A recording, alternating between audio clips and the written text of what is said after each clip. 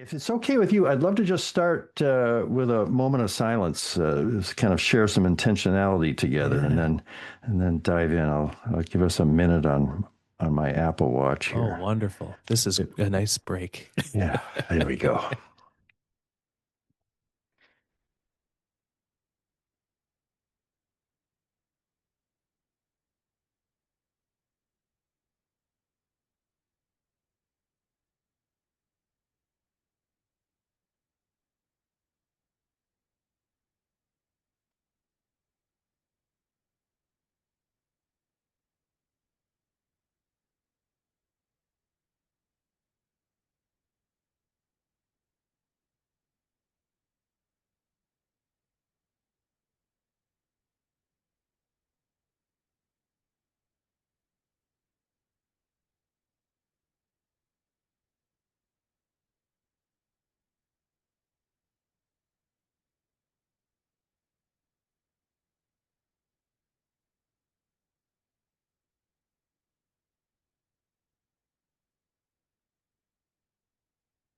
Okay, great. It's like Ah, a nice exhale for the mind to it do that, is. isn't it? It's like a reset. I love it. Yeah. Oh, so Well, nice. How have you been, by the way, uh, since we've chatted last? Are you good? oh yeah, we're down in Florida in the winters and Maine in the summers, and Oh, I'm nice. enjoying my 70s. I'm halfway through my 70s, and uh, that's I suspect most of the people reading your book and maybe who you're talking to are younger than I am, and they're still charging ahead with their lives. And but it's been interesting for me to translate the ideas into the intentionality at this age. And Mm, did yeah. that occur to you in the writing or in your conversations with people about how what you learned about this book applies differently at different ages Mm. for people that might be encountering the ideas? Honestly, it's something I hadn't even considered. I looked at sort of, from it's very Buddhisty. It's a very Yeah, Buddhisty book. And so that informs a lot of the architecture of intentionality in the book. And ideally, those principles are universal. right, So they apply to some people who are 70, people who are 12, the values ideas in the book with the values architecture, the 10 or the 12 different values. Originally it was 10. Um, those start forming at a really young age as well, and they're pretty steady throughout the journey of life. And so it's interesting, like that was the interesting thing to me, is how generalizable these ideas are. And I think they should be, right? Because they should work for everybody, or else if they only work for some people, are they hmm, really these general principles related to a general topic like intention? Yeah. yeah, yeah, yeah. If they're of, it's almost like a fractal sense of thing. That's one of Tiago Forte's Mm. favorite things. I just finished his annual review workshop Oh, and got cool. to read his. He's got a book coming out, Life in Perspective. It'll be Yeah. published in the fall. And he had a great blurb of your book, by the way. I saw, when Oh, you yeah. finish what you start, your work and life feel more powerful. And that was a nice insight into the book from Yeah. I don't know him. why they put it at the very bottom. It's a good blurb. Yeah, yeah. So, Uh, have you seen the Canadian cover, by the way? no, I The, heard you say it's a different color. What's up with yes. that? So there's that vivid orange, and then Yeah. there's the rainbow.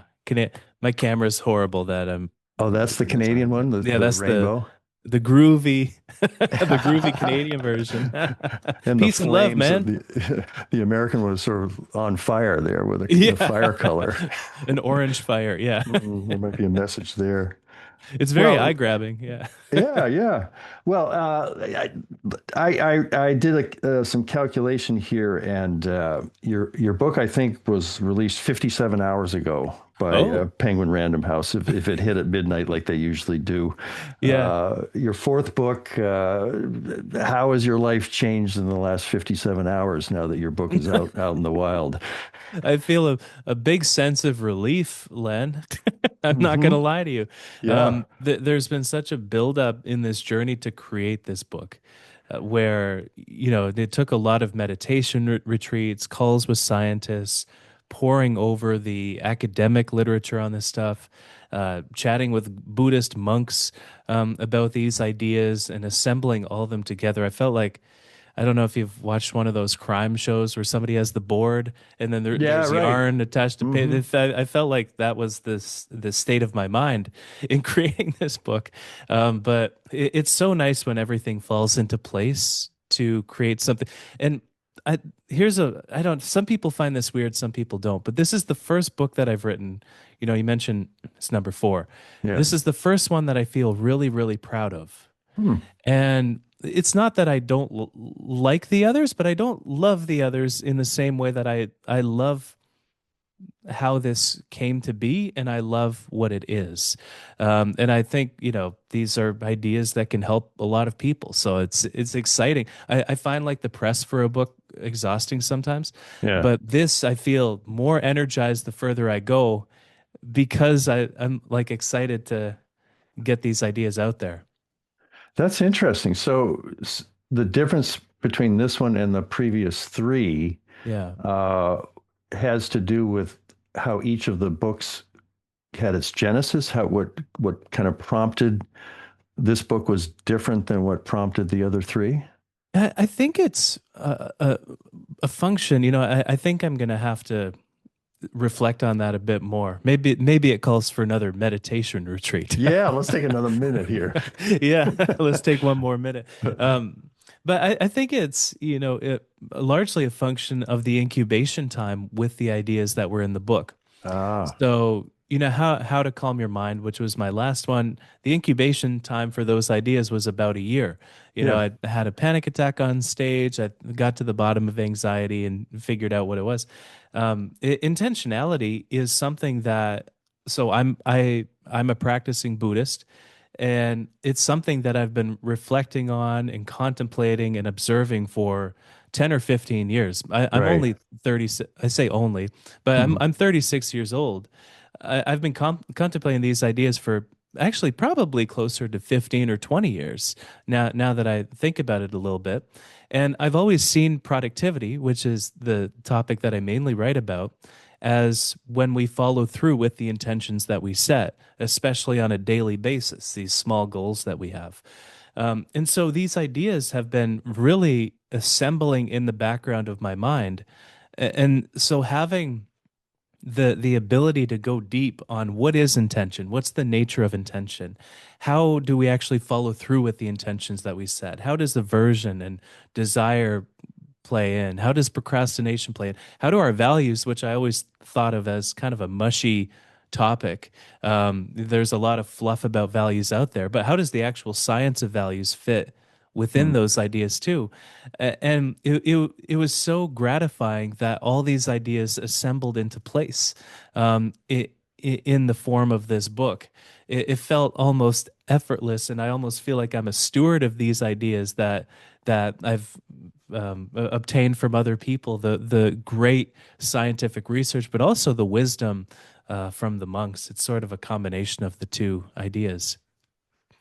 Yeah, the monk seemed like kind of a catalyst that as you were pulling all these threads from your own experience, Yeah. is that a fair understanding of the role that those conversations had in helping you to assemble the sort of the non-monk parts of the book as well as what he taught you? Yeah. Well, it's interesting because there's these you know what monks are so great at when it comes to intentionality, I believe. They're great at a lot of things with regard to intentionality, but they're incredible at observing the causes and effects within our own mind. Yeah. That's what meditation is to a large extent. We build a wisdom of the happenings within our mind by understanding the causes and effects and conditions that lead to the arisal of those causes and effects. And so what was interesting is asking a question of the monks that I was asking of the research at a certain point in time. So, one example of this, I remember asking one monk, Ajahn Viradamo, full of wisdom, in his late 70s, I believe. He didn't. He declined to be interviewed for books. He just declines interviews, but I feel comfortable mentioning his name on the podcast here. We're in good company, I feel. Right, right. Your listeners are polite too. And I remember asking him, where does intention come from? And he listed all these places that were very disparate in the research. He mentioned our biology. So we're on a road trip. We have to go to the bathroom. Then we form an intention to stop at the next pit stop. He mentioned our desire to avoid pain and experience greater pleasure. He mentioned the things that we've learned. He mentioned one area that I find quite beautiful as well, which is our self-reflective capacity. So our ability to look within ourselves, to ask questions of our inner world. And what was interesting is in listing out these sources, social contagion as well, the environment of culture, of family, of associations that we have in our life. There's all these wonderful, beautiful places in a lot of cases, places where intention arises from.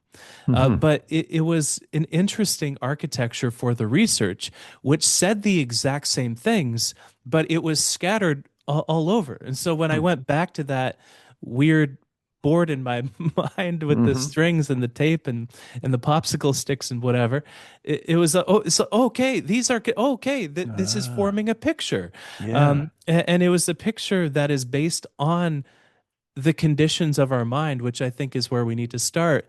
And when you think about it, it's like, of course that maps on top of the research, right? Or at least the good research. Yeah. Otherwise, why would the research be trustworthy or true? It's got to connect. Yeah, exactly. One is from the inside out, one is from the outside in. And so Yeah. seeing that validation, it was Right. almost like a signal. It's like, okay, look here and look in this place and look at this body of research and look at values. Look at values just are our motivational core. So these different areas sort of presented themselves starting from the conditions of our mind. I don't know. I feel maybe we got hippy dippy off the surface, No, but no, it's that I fascinating. found, yeah, I love that. Well, in terms of the timeline of working on the book, Mhm. had you been probing the research and your own experience and all of that, and then sort of halfway through the creation of the book, you have the conversations with the monks, or did you talk to them fairly early on and it gave you an architecture from the get-go? It's been over the last 10 years that I've been chatting with the monks, I'd I say. see. Not with the intention, quote unquote, to write the book. That intention came, 2 or 3 years ago. It was very much there were one thing that my editor always says is, one of the challenges of acquiring a book as a publisher is, are you acquiring, a book sized idea, or are you acquiring an idea that should just be a long read in the Atlantic or something? Right. Because sometimes you acquire the long read in the Atlantic and then the author has to fluff it up Yeah. and it doesn't make for a very good book. It's lighter than air, right? And so that's always been my feeling with regard to this idea of intentionality is, sure, it's this fascinating, beautiful concept, but it always felt more like a long read in the Atlantic to me versus something that was the shape of a book. But it was really seeing the research on values. My cat just jumped on top I of my see it. desk here. Good thing I wrote a book on focus. See, That's right. bye, Eleanor. Sorry, buddy. And and so it was seeing the research on values that was kind of the missing piece of the puzzle. Hmm. Because one interesting thing about intentionality is we set intentions of all durations of time in our life. Yeah. We all do this, right? At New Year's, we set New Year's resolutions that last a year.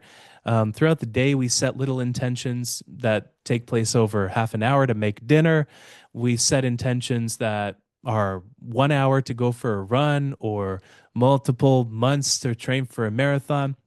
But that's fine, right? That leads to daily productivity, daily goal attainment. But it was seeing that there are broader intentions than these in our life, that there are these ultimate goals that really are what we are after in life, which is our values. And Hmm. so I mentioned, I've always thought of values as a mushy topic. What comes to mind are these corporate consultants that come Right. in. They have these list of 100 values on a sheet of paper, and they want you to circle words. There's very little research behind activities like that. But there's this theory so it was very much encountering this missing piece that changed this constellation of ideas from this long read in the Atlantic, like Hmm. a long, long read, like Yeah. 20,000 words, let's Right. Hmm. into a 70,000 word book, where these 12 values that we all share in different amounts, Yeah. they are our motivational core. They are who Hmm. we are on a fundamental level.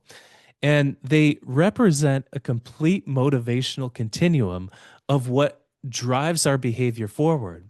And so by connecting with the ones that we uniquely have, we can align those daily intentions, those goals to essentially the nature of who we are, the Right. science of who we are. And the science of who we are is, it says that what we value is what motivates us.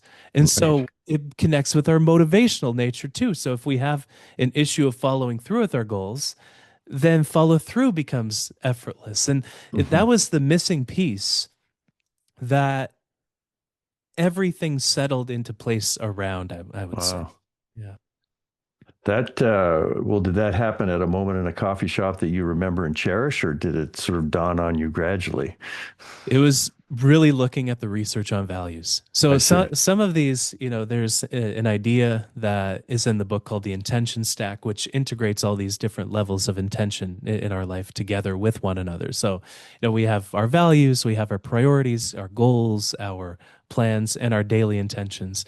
That idea came at the beginning of a meditation retreat, Hmm. but it was seeing the research on values that provided the broader sort of architecture for that idea.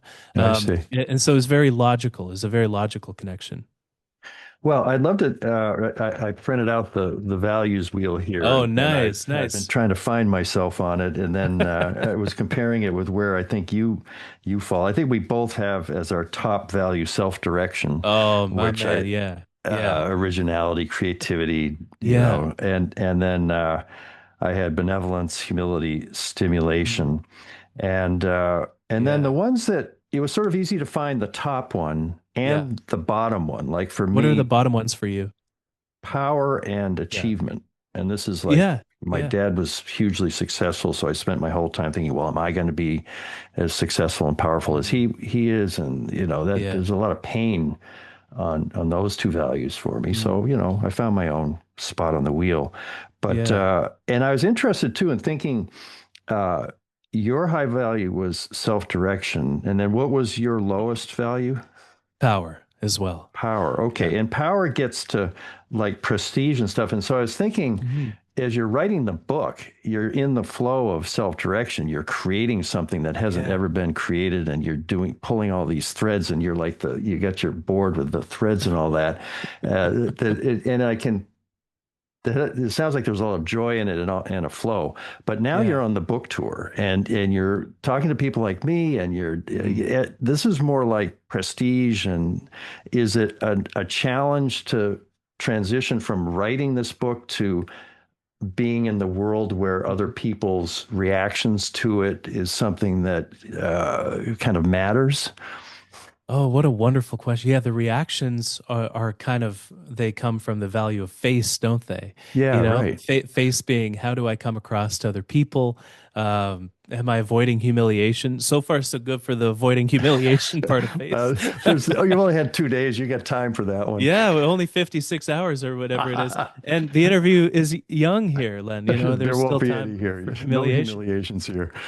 It's interesting to see the values of other people too come out in this Yeah. book promotion process. So, I'm chatting with I'm part of a couple author groups, and they'll say, "How many copies are you selling?" And I don't really. That's not my concern really. That which is kind of the value of achievement, and also a little Yeah. bit of power in there too, because power is it can be our power over other people or power Right. over resources. So acquiring Yeah. good sales numbers and stuff. For me, I would say my relationship with the promotion process has changed over many books. The Hmm. very first book I put out, I was, I felt like, okay, this might be my only book. And so I Hmm. really have to like sell. And I'm not that kind of guy. I'm like you where humility is one of the top values, which feels Hmm. just honestly kind of awkward to talk about. And I found awkward to write about it in the How book. humble you are.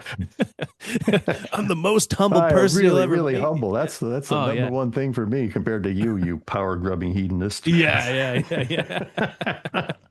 uh, but for me, benevolence is also quite high. So Yeah. being helpful for other people, and so my approach to the whole publicity thing, it's difficult not to check the metrics Sure. because the comparing mind kicks in. Thankfully, the metrics are good for this book. Yeah. But for me, it's really the promotion process is a function of benevolence for me. Is I think how can I be of service to other people? Right. Because let's be honest, most people listening to this won't buy the book, which is fine.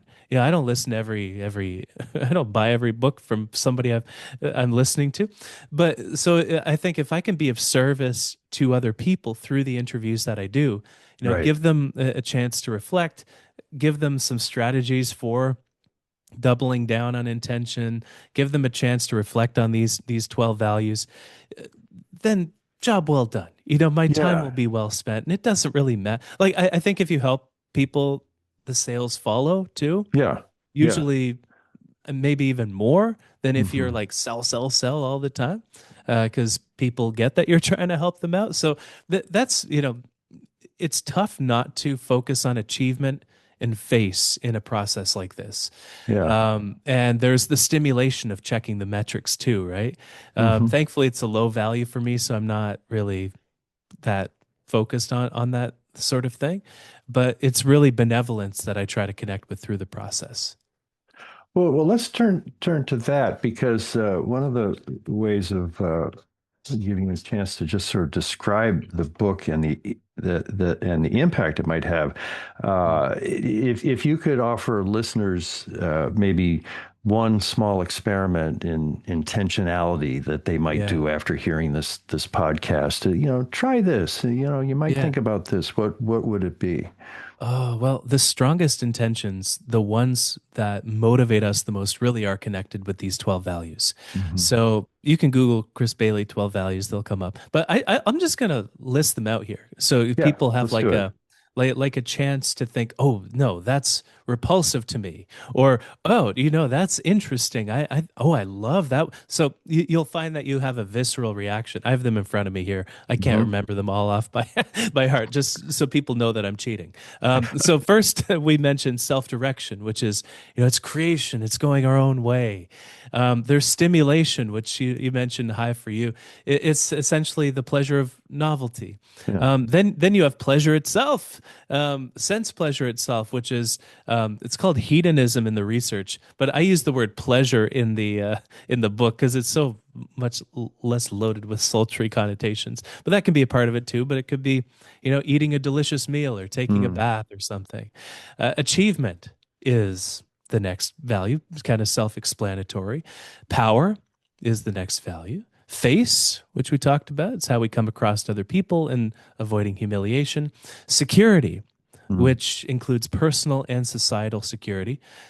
Interestingly, that value has gone up over recent years for reasons that are Hmm. probably obvious. Right. Tradition is Hmm. another value. So the customs, the norms, the rituals that we have with the traditional groups that we're a part of. Conformity is a fundamental value, which is interesting. Abiding by the expectations that we have of ourselves or that other people have of us.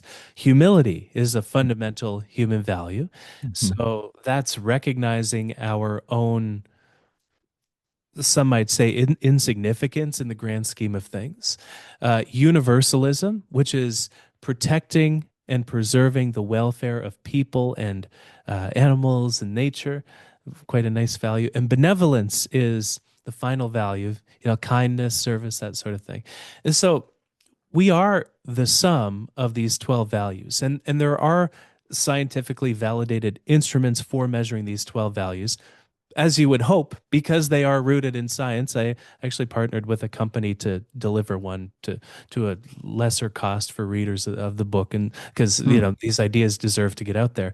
But you don't need to pony up for a test or anything, because there are probably values of this list that stick out to you, Hmm. and they're freeing in a way too, where you might think accomplishment is a fundamental human value, but that's kind of freeing, because if it's low for you, then that's nice to know. It's Hmm. nice to Hmm. know that it's not, it's kind of, some of us have it, some of us don't. It's kind of a middling value for me. Any accomplishment that I've achieved is a function of that self-direction, probably plus some security value. Wanting to be secure in the self-direction that I have. Achievement is probably a byproduct of that. Hmm. But I argue in the book that success is living in a way that's true to what we value, because we don't just feel successful that way. We actually, things are aligned to what we value, so we actually do have that motivation behind what we do as well. We do a naturally better job of things. So it's kind of like, it's a big tactic, I suppose, right? It does take a book to describe these values, and what can flow from them. But reflecting on those 12, which are highest for you, and what goals do you have, and how can you shape them around those values? That's another fun Hmm. topic. Well, then the other thing that I found helpful was when you understand the importance of the values, and then you start saying, okay, what parts of my life am I not finishing what I intend to do, where I'm Yeah. feeling stuck, and Yeah. then saying, well, maybe those goals I set because I was trying to be as successful as my father. I was chasing Mm. achievement, Yeah. and something in me just it explains. Is this right that it's sort of it helps you understand why in some areas of your life you keep doing the same thing and expecting different results? I mean, that old definition of insanity. Yeah. Yeah. It explains everything we do. There's all, like, anything you will ever do is motivated by some combination of these 12 values.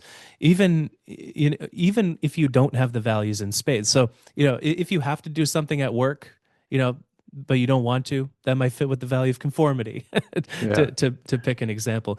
What comes to mind, I remember training for a marathon as a teenager. And so I don't have, achievement value in spades, but I remember getting to the point where I was running on the treadmill for multiple hours every day. And I realized, okay, I could run a marathon. And so I stopped training entirely without Hmm. having run the marathon.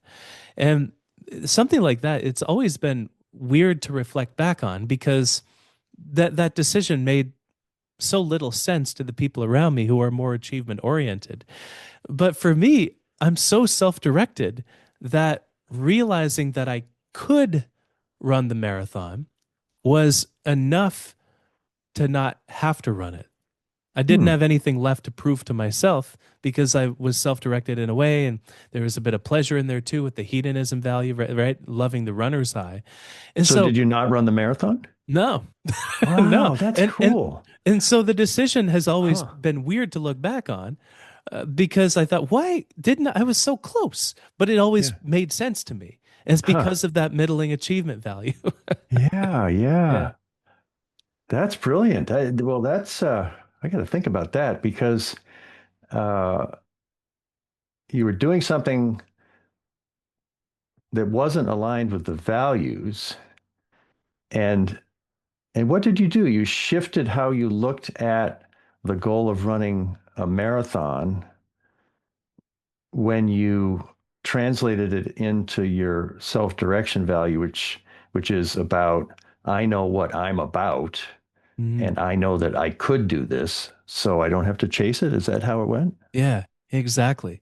And so you'll see that the decisions that you have made in the past that maybe look weird can be explained through the values that you have. Yeah, And yeah. to go back to the to kind of the original question, that we do have a lot of goals that aren't aligned to the values that we have. But usually we can edit. So I'm a big fan of editing goals. Hmm. We set a goal, and I write in the book a goal is what it really is, in my view, is a prediction. A goal is a prediction of where we believe our current and planned actions will take us. Hmm. And if you've ever tried making predictions, you know that we're horrible at making predictions. Right. Like, look at any futurist. Um, these futurists entertain me to no end, not to go on a rant, but I feel the only reason there are futurists is that people don't follow up. Because if people followed up, there would be no futurists. People would realize, oh, there's just the same odds as random chance here. So our goals are the same way, right? What we're really doing when we're setting a goal is predicting the future. And we're horrible at it. We can't predict what will happen tomorrow, right? The hot water heater will break and bust, and then there goes our entire day. And so this is the interesting thing. But sometimes the goals that we have will, or let's say often, the goals that we have will turn into expectations Yeah. of how things will go.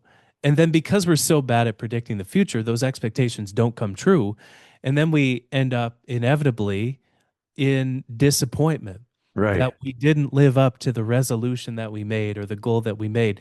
But it's like, of course we didn't, because we had that one goal, we became attached to it, conditions changed, Yeah. prediction didn't work out, and we did. But the key is to edit along the way. Interesting. And we can usually edit in a way that becomes that shapes a goal to be conducive to who we are, which is Right. those values. And so this is really where the rubber meets the road. Like, let's go back to that one random conformity goal, right? You have Yeah. some employee handbook that you're trying to write, and it's, so on your to-do list, write employee handbook. Yeah. But it's kind of like the same shift that I found I've done with the publicity tour is, Hmm. let's say your highest value is benevolence. Yeah. The goal, instead of write employee handbook, could be mentor new employees through Wow. the handbook project. Hmm. So it's the same goal, You're kind of. reframing it to fit Yeah, the values that matter to you. it's essentially a cognitive reframe where you completely shift your perspective Hmm. and you shape the goal around what you value. So Right. the set of actions you take might actually be the exact same under Hmm. each goal. Hmm. But what changes completely is your relationship with the process, which when it comes to the science of goal attainment, which is really what the book is about, that's everything. Hmm. Yeah. Well, let me switch to one of the favorite things, and I know it's been sort of part of all of your books, but the rule of three. Hmm. And I started practicing it. So explain what the rule of three is. Oh, yes. Yes. I feel if I had a nickel for every time I've mentioned the rule of three, I'd be a wealthy man, a very wealthy man. So essentially, the rule of three. It's funny how the most powerful productivity techniques are the most simple Hmm. sometimes because they're just lightweight, right? They let us get on with our day and our life and actually do the things that we're trying to be productive on. But productivity really is a process of becoming more intentional, and that's where the rule of three comes in. And so the idea is at the start of the day, you fast forward to the end of the day in your head, and you ask yourself, what three main things do I want to have accomplished by the end of Hmm. the day? So you're in the shoes of your future self, right? Looking back at the day essentially. And this leads you to anticipate the obstacles that might get in the way, how much time, attention, energy you might have on a given day.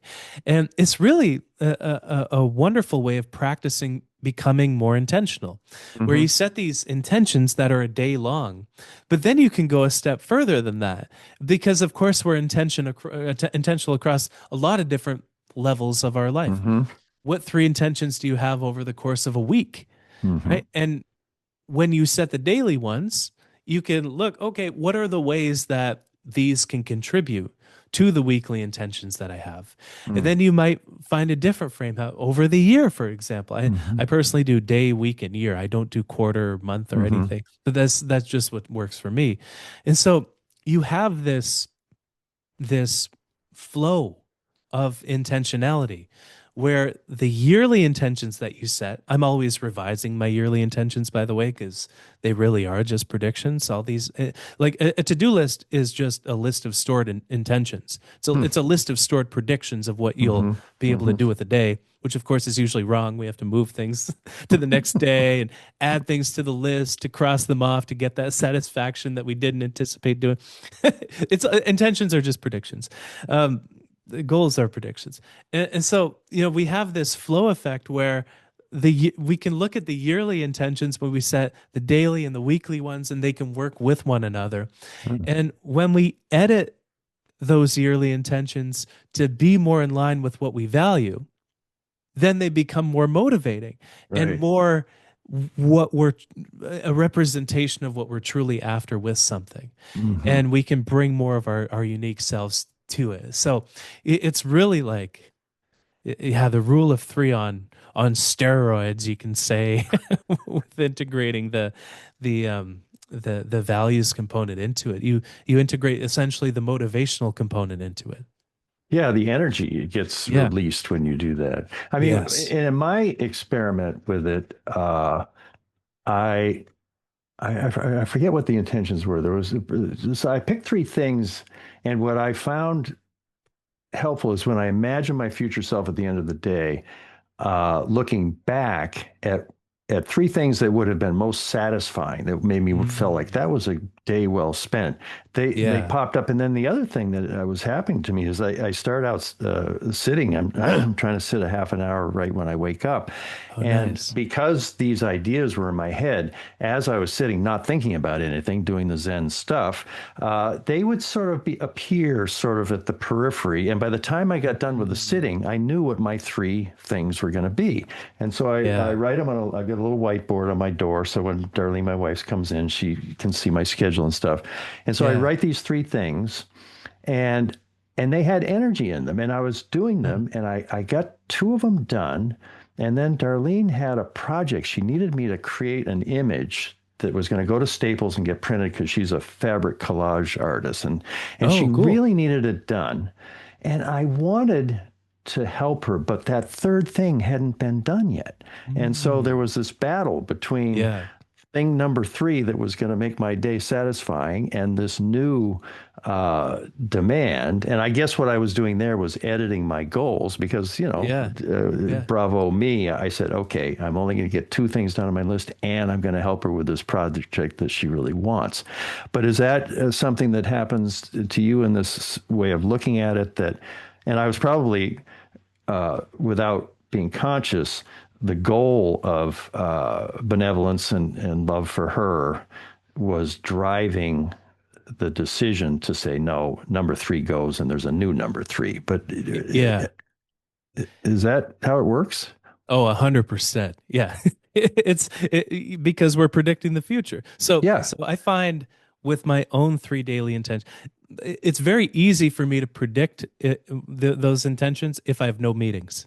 If there's no Right. meetings and no email come in, it's very Hmm. easy, right? Very zen. Very easy to predict the future. But the more of the real world and real life and real work you introduce into the equation, the more unpredictability you Yeah, get that's what it in the is. equation too. Unpredictability.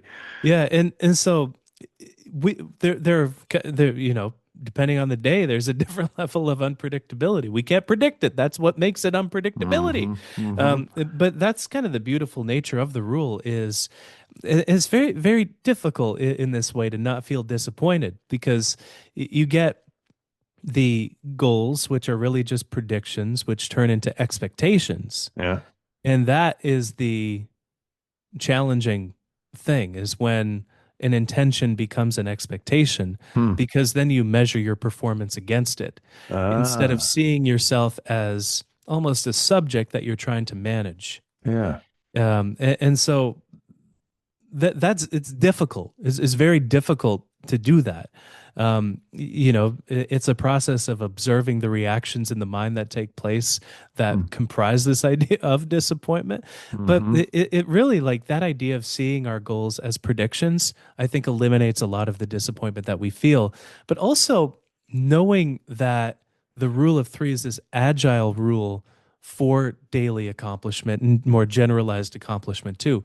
So, you know, you might start the day with three emergencies and Hmm. those inform your daily intentions, but Hmm. then a new emergency arises, something else pressing. And so but the beautiful nature of that is you can, on the fly, the agile part is you can weigh the relative importance of something new that arises against the original three, right? Hmm. If you start the day with three emergencies, you get a fourth, you can think, oh, okay, this is very urgent, it's very loud, it's very in front of me, but is it more important relative to these other things? Hmm. And in terms of a home context, like you're not only optimizing for accomplishment, obviously.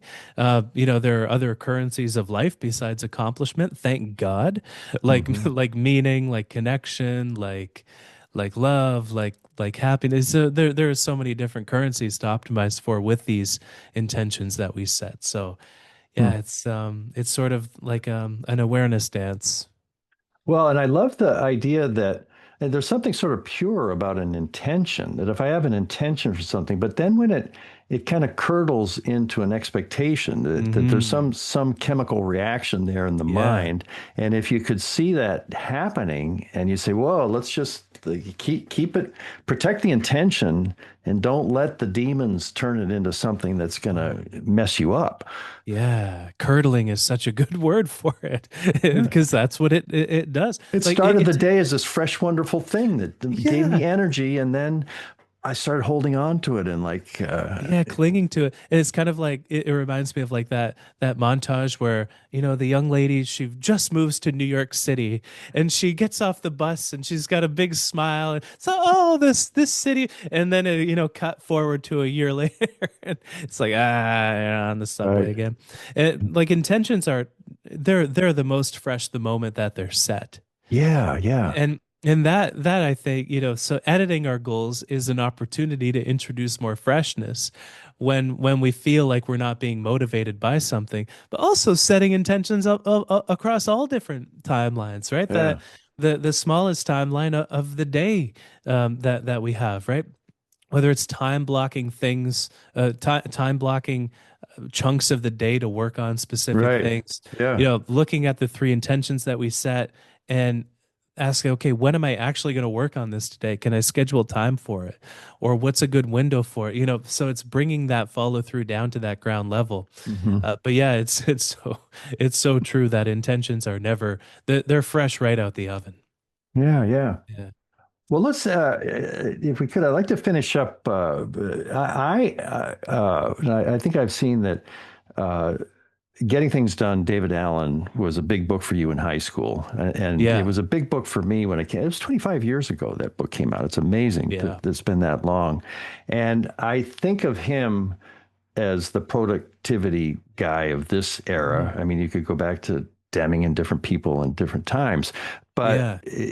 you sort of enter the game as a GTD guy, and I Yeah. think he's blurbed your books, you've blurbed his. Yeah. What do you still see as part of your worldview on the topic of productivity that is intact from that, and where do Yeah. you think you've extended or kind of Mm. evolved what some of David Allen's perspectives are, and the world Yeah. has changed a lot in 25 years, so you'd have to expect Yeah. there to be changes, but I wonder if you ever think about it that way as to the road you've been on culminating in this book so far and how it relates to what he was up to. Oh, what an interesting question. I think the fundamental, let's say, intention behind GTD is wonderful. Hmm. That our head is for having ideas and not for holding them.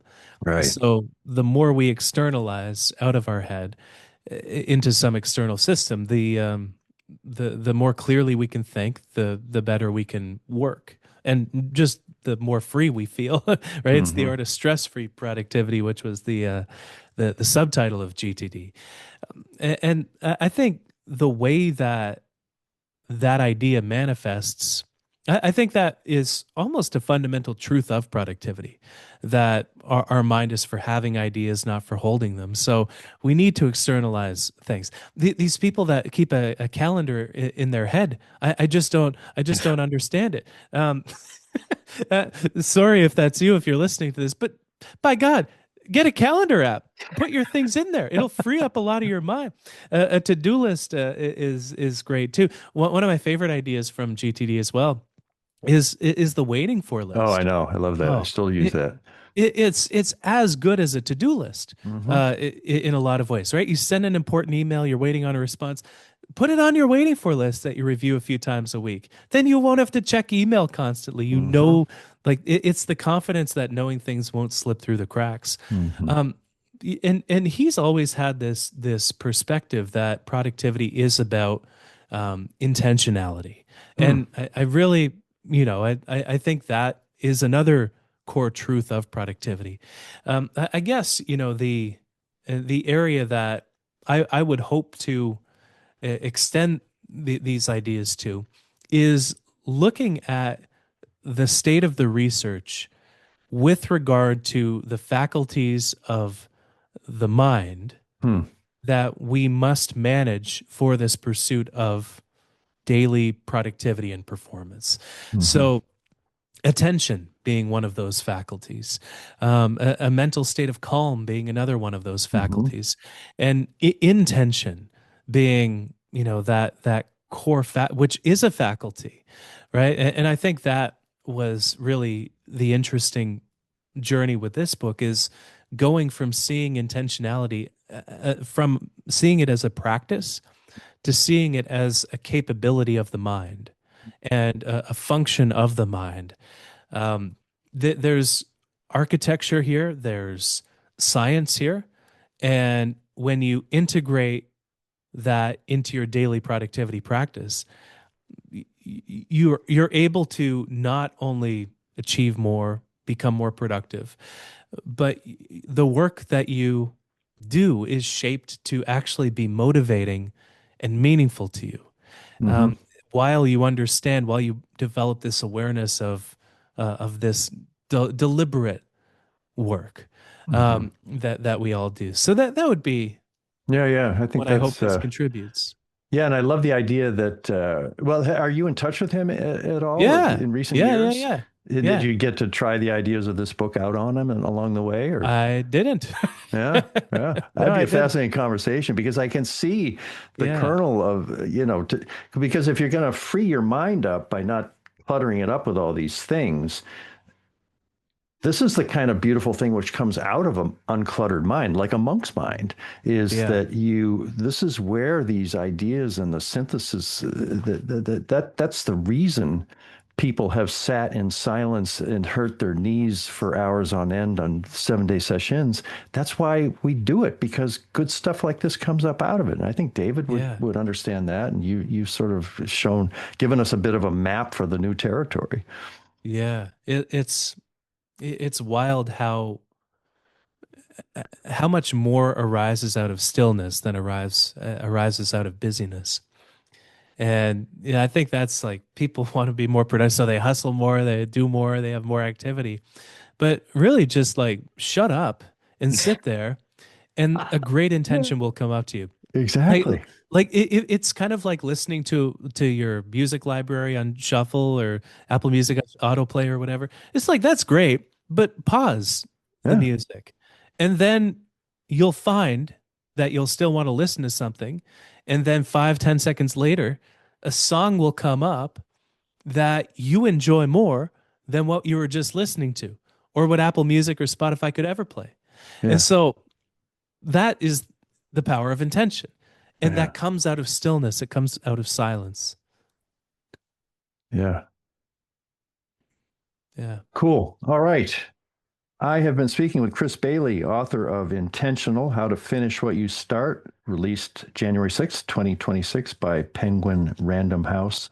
Thanks so much, Chris. This was fun. Good luck with the book. I think Uh, this has got I've heard you and Arden talk about this one may set a new standard. The first one was a big hit and launched you, and you got a right to be launched into a different level with this book for all that you've put into it. So thank you for it. oh. Oh, thank you so much. Yeah, it feels so good to get this out there, and I hope it helps you out if you're listening to this. Great. Okay, that is a wrap. Amazing.